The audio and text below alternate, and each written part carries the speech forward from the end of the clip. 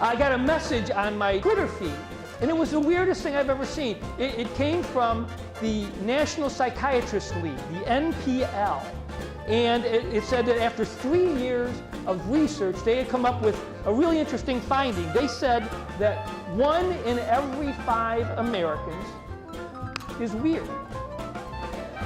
Yeah, can you believe that? Look at someone to your left. Look at someone to your right. If there's somebody in front of you, look at somebody in front of you. If there's somebody behind you, look at somebody behind you.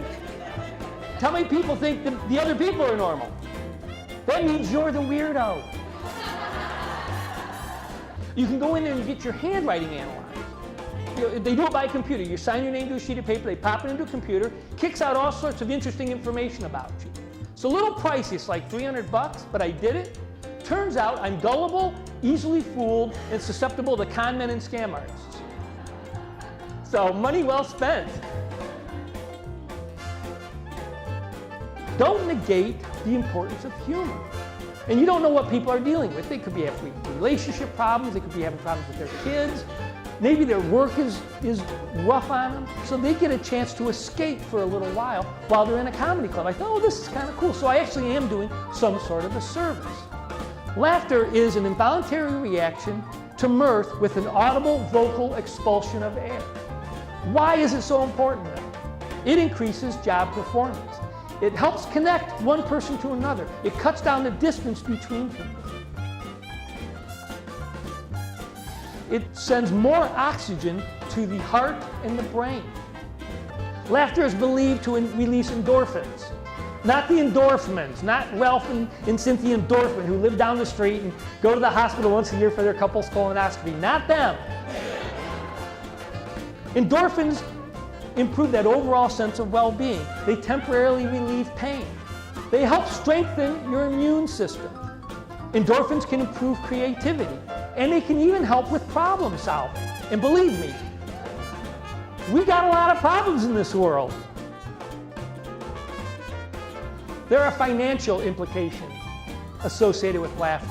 Laughter can keep people from suing you. And I'll read this little passage here for you.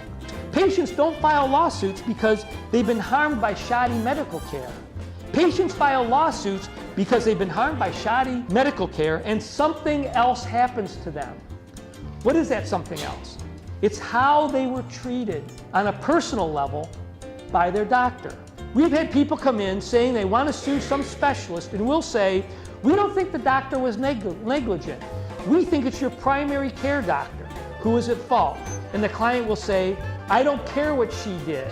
I love her and I'm not suing her. Laughter is pretty powerful.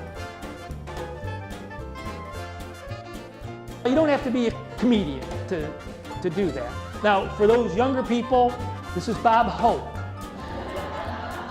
He was a comedian back in a long time ago. He used to do the Vietnam shows, the USO shows, very funny guy. You don't have to be him. You don't have to be Jerry Seinfeld. You do not have to be Ellen to bring humor in your life. You don't have to be Kevin Hart, although it probably helps if you are.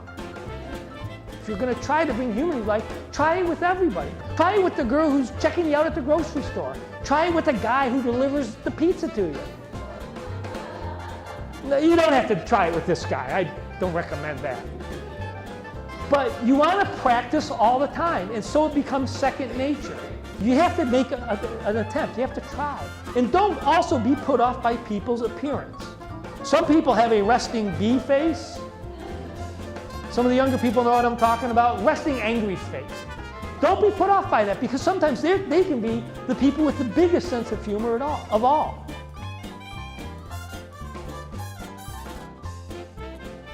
So what did we learn today? We learned that I was a candy bar thief when I was a kid. I had a pink girl's bicycle. Looked darn good in a mullet. We also learned that humor is good for relieving stress, but you have to practice it. It has benefits far beyond just feeling better. But really, what's so bad about just feeling better, right? Look for humor every day at work and in your home life. And I guarantee you, if you do this, your life will get better.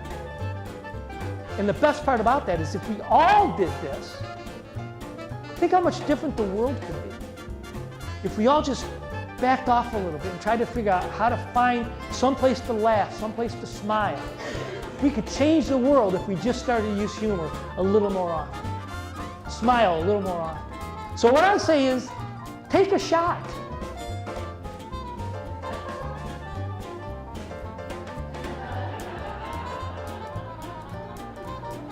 Thank you very much for your attention. I had a great time speaking with you this morning.